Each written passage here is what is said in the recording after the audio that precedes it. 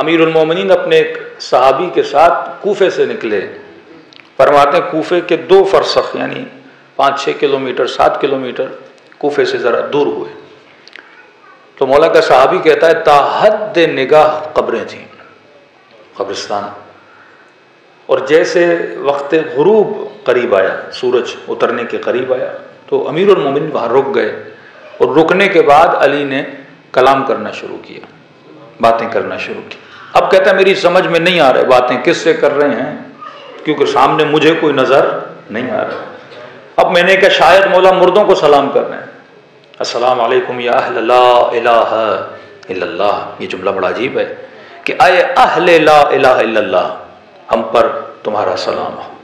مطلب مرنے کے بعد ہر بندہ اہل لا الہ الا اللہ بن جائے گا، ہر بندہ معرفت خدا کو حاصل کر لے گا، ہر بندہ مقام پروردگار عالم کو جان جائے گا. کیونکہ موت معرفت کا ایک وہ پہلو ہے کہ جیسے بدن سے روح نکلتی ہے تو معرفت کا ایک ہلکی سی جھلک انسان میں آتی ہے، پروردگار عالم کی قرب خدا انسان کو ملتا ہے. تو کہتے ہیں امیر المومنین نے باتیں کرنا شروع کی، لیکن یہ کلام اتنا طولانی ہوا کہ گھنٹوں گزر گئے. کہتے ہیں میں تھک کے زمین پہ بیٹھ گیا. بالآخر میری ہمت جواب دے گئی. میں نے کہا امیر المومنین میں بیٹھ کے تھک گیا ہوں اور آپ ابھی تک کھڑے ہیں اور کلام کر رہے ہیں. امیر المومنین فرماتے ہیں اے میرے پیارے صحابی، اگر تمہاری آنکھوں سے اللہ پردے ہٹا دے تو حلقاً حلقہ تم یہاں پہ لوگوں کے گروہ دیکھو جو عالم برزخ سے وادی السلام میں آئے ہیں. اپنے امیر المومنین سے ہم کلام ہونے کے لیے ہر شب جمعہ ارواح کہاں آتی ہیں؟ وادی السلام میں آتی ہیں. اب وادی السلام یہ فزیکل وادی السلام نہیں ہے، لیکن ایک ایسی جگہ جہاں انبیاء کی ارواح، جہاں امیر المومنین کی روح موجود ہے، اور وہاں پہ کیا کر لے، دنیا مقام عمل ہے.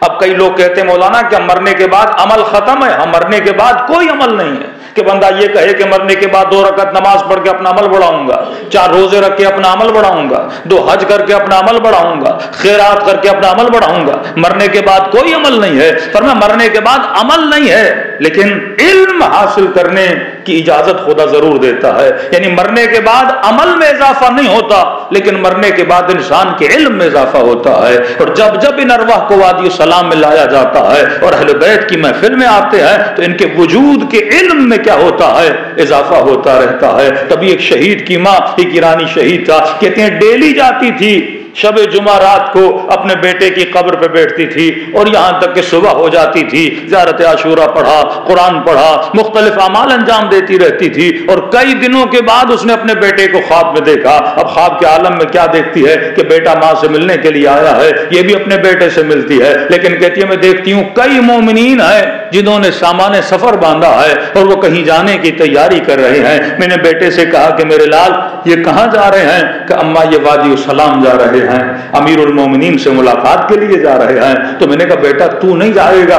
کہ اماں علی نے کہا ہے کہ جب تک ماں ہو تو ماں کے حضور میں بیٹھے رہنا، اور ماں چلی جائے تو پھر وادی السلام میں آنا. کہ اماں اسی لیے جب آپ آتی ہیں میں علی کی زیارت سے محروم ہو جاتا ہوں. تبھی شاید یہ مکروہ ہے کہ راتوں کو قبرستان نہ جایا کرو، دنوں کو قبرستان جایا کرو، کیونکہ راتوں کو مومنین کی ارواح کو وادی السلام میں بھیج دیا جاتا ہے. تبھی میرے چھٹے امام سے کسی نے کہا کہ مولا میرا بھائی بغداد میں ہے اور مجھے خوف ہے کہیں وہ مر جائے گا، اسے وہیں دفن کر دیا جائے گا، کیونکہ ہر مومن کی خواہش ہے میرے جسم کو وادی السلام میں دفن کیا جائے. تو میرے چھٹے امام فرماتے ہیں کہ مومن دنیا کے کسی بھی کونے میں مر جائے، جسم اس کا کہیں بھی دفن ہو، خدا حکم دیتا ہے کہ مومنوں کے جسموں کو وادی السلام میں لا کے دفن کر دیا جائے. صلوات پڑھے محمد والا